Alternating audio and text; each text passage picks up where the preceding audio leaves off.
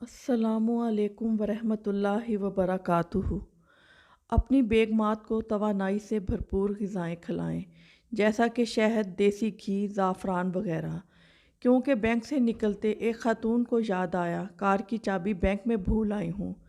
वापस जाकर सबसे पूछा, मगर बैंक में चाबी नहीं थी। दोबारा पर्स छान मारा, उफ़, चाबी गाड़ी में रह गई थी। भागम भाग पार्किंग में पहुंची, गाड़ी गायब। पुलिस को फ़ोन करके गाड़ी का नंबर बताया और एतराफ़ किया कि चाबी गाड़ी में रह गई और गाड़ी चोरी हो गई है। थोड़ी देर बाद ओसान बहाल हुए तो धड़कते दिल के साथ मियाँ को ज़िंदगी की मुश्किल तरीन कॉल की और अटकते अटकते बताया, गाड़ी चोरी हो गई है।